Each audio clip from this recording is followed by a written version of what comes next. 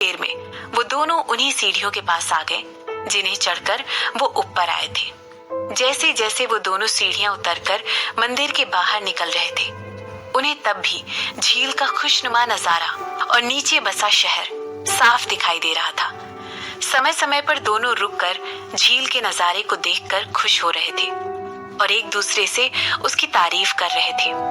उन दोनों को ही पता था कि अब वो उस रास्ते के एंड तक पहुंच चुके हैं, क्योंकि उन दोनों को ही वो बड़ा सा गेट वापस से दिखाई देने लगा था।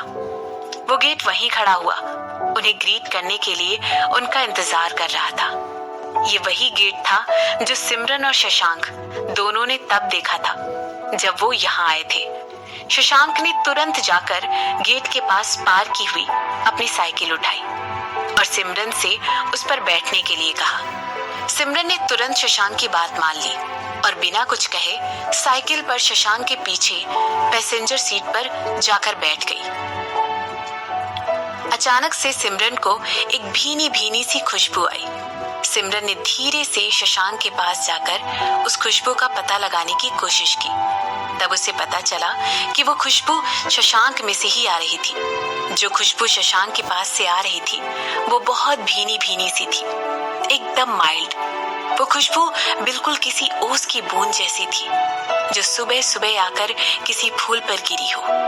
उस खुशबू को स्मेल करके बसंत और गर्मियों के मौसम की याद आ गई। पता नहीं क्यों, लेकिन उस स्मेल से सिमरन को बहुत गर्म और आरामदायक फीलिंग आई। उसने उसके दिल को बेहद सुकून पहुंचाया।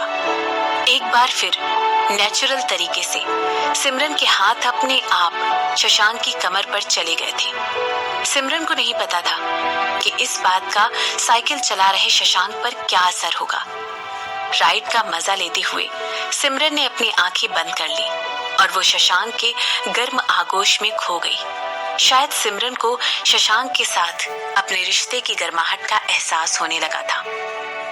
कुछ मिनटों बाद सिमरन को एहसास हुआ कि साइकिल रुक गई है। इसी वजह से सिमरन ने अपनी आंखें खोलकर देखा कि आखिर क्या बात है। वो बिना शशांक के बोले तुरंत साइकिल से उतर गई और उसने देखा कि उसके सामने एक बग्गी खड़ी थी, जो कि शशांक और सिमरन के बैठने का इंतजार कर रही थी। उसे देखते ही सिमरन ने शशांक से पूछा, एक बग्गी? हाँ, मुझे लगा कि अगर हम बग्गी में वापस जाएंगे तो हमें ना सिर्फ रास्ते में शानदार नजारा देखने को मिलेगा, बल्कि हमें कुछ फ्रेश एयर भी मिलेगी। मुझे लगा कि तुम्हें ये पसंद आएगा। क्या तुम्हें अच्छी नहीं लगी? अगर ये तुम्हें अच्छी नहीं लगी है तो मैं किसी से बोलकर कार मंगवा लेता हूँ, मगर उसके लिए तुम्हें 20 मिनट और इंतजार करना पड़ेगा। आई होप तुम्हें इंतजार करने में कोई प्रॉब्लम नहीं होगी। शशांक ने सिमरन की बात का जवाब देते हुए कहा, नहीं नहीं, बग्गी से मुझे कोई दिक्कत नहीं है। कुछ ताजी हवा खाकर मुझे भी अच्छा लगेगा। सिमरन ने शशांक की बात का जवाब देते हुए कहा और इसके बाद वो मुस्कुराने लगी। शशांक और सिमरन दोनों बग्गी के पास पहुंचे।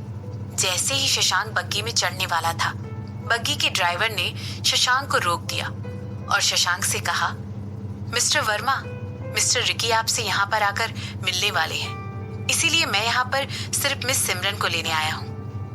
शशांक ने तुरंत सीरियस होते हुए ड्राइवर से पूछा, इस समय? ड्राइवर ने शशांक की बात का जवाब देते हुए हाँ में सिर हिलाया। नहीं, शशांक ने ड्राइवर को मना करते हुए कहा।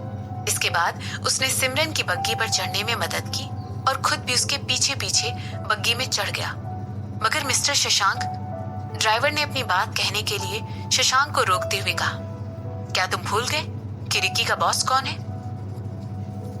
शशांक ने ड्राइवर से पूछा। शशांक के ऐसा पूछते ही ड्राइवर चुप हो गया। इसके बाद शशांक ने अपनी बात आगे बढ़ाते हुए ड्राइवर से कहा, क्या तुम चाहते हो कि जो इंसान मेरे लिए काम करता है मैं उसके लिए यहाँ पर खड़ा होकर वेट करूं? लेकिन मिस्टर शशांक, मैं... ड्राइवर शशांक से हकलाते हुए बोलने लगा। ऐसा बोलते वक्त ड्राइवर को लगा कि शशांक से आंख मिलाना बिल्कुल भी ठीक नहीं होगा। ड्राइवर ने अपनी बात बदलते हुए तुरंत शशांक से कहा, मैं ड्राइव करके आपको और मिस सिमरन को विला तक वापस छोड़ देता हूँ। इसके बाद ड्राइवर अपनी सीट पर बैठा और उसने बग्गी चलाना शुरू किया। अभी भी रिजॉर्ट तक पहुंचने में कुछ देर बाकी था। इस समय जहां पर शशांक और सिमरन बग्गी में बैठे थे, विला तक पहुंचने के लिए उन्हें अभी काफी रास्ता पार करना बाकी था। सड़क पूरी तरह से शांत और खाली थी। आखिर रात भी बहुत ज्यादा हो गई थी। सिर्फ शशांक और सिमरन की बग्गी ही इकलौती खाली सड़क पर चलती हुई दिखाई दे रही थी। शहर के इस तरफ के रास्ते से नजारा बेहद खूबसूरत दिखाई देता है और खासकर रात को तो इस नजारे के क्या ही कहने। शहर की इस तरफ के रास्ते से नजारा बेहद खूबसूरत दिखाई देता है और खासकर रात को तो इस नजारे के क्या ही कहने। शशांक ने बग्गी के बाहर अपना सर निकालकर देखते हुए सिमरन से कहा, तुम सही कह रहे हो, खुद देखकर मूड फ्रेश हो जाता है। सिमरन शशांक से अपनी बात कह रही थी कि तभी बूम, एक जोरदार आवाज आई। वो आवाज इतनी जोर से आई थी कि सिमरन अपनी बात खत्म भी नहीं कर पाई। ड्राइवर ने तुरंत बग्गी रोकी और पीछे मुड़कर शशांक और सिमरन की तरफ घबराहट से देखा। इसके बाद ड्राइवर ने शशांक से कहा, बॉस, मुझे लगता है आगे कुछ गलत हुआ है। शशांक के चेहरे के एक्सप्रेशन एकदम बदल गए और उसने अपनी आईब्रो चढ़ाते हुए गड़गड़ाते हुए शोर को अपनी तरफ बढ़ते हुए सुना। शशांक को फील हो रहा था कि जैसे जमीन हिल रही हो। उसे लग रहा था कि कहीं कोई भूकंप तो नहीं आ गया है। घबराते हुए शशांक ने सिमरन से कहा, तुरंत बग्गी के बाहर निकलो। और इसके बाद शशांक ने धीरे से सिमरन को धक्का देकर बग्गी के बाहर निकाल दिया। जैसे ही सिमरन बग्गी के बाहर निकली, उसने तुरंत अपनी चारों तरफ देखकर पता लगाने की कोशिश की कि आखिर शोर आ कहां से रहा था, लेकिन सिमरन को कुछ भी समझ नहीं आया। जमीन का हिलना और गड़गड़ाने की आवाज अभी भी आ रही थी। ऐसा लग रहा था कि मानो वो आवाज उनकी तरफ ही बढ़ रही हो। सिमरन ने तुरंत पलटकर शशांक की तरफ देखा। उसने देखा कि शशांक भी बग्गी के बाहर आकर सिमरन के सामने उसको प्रोटेक्ट करने के लिए खड़ा हो गया है। आखिर वो क्या था? सिमरन ने तुरंत शशांक से पूछा। इसके बाद वो सामने अंधेरे की तरफ देखने लग गई। बग्गी से जो लाइट आ रही थी, उसकी रोशनी से कुछ भी साफ दिखाई नहीं दे रहा था। सामने से जो कुछ भी आ रहा था, उसको देखने के लिए बग्गी की रोशनी काफी कम पड़ रही थी। एक बार फिर से जमीन हिली। शशांक ने तुरंत सिमरन का हाथ पकड़ा और जोर से चिल्लाते हुए सिमरन से कहा, भागो! सब कुछ बहुत तेजी से हो गया। जैसे ही सिमरन की शशांक के हाथ पर पकड़ मजबूत होती जा रही थी, आवाज भी तेज होती जा रही थी।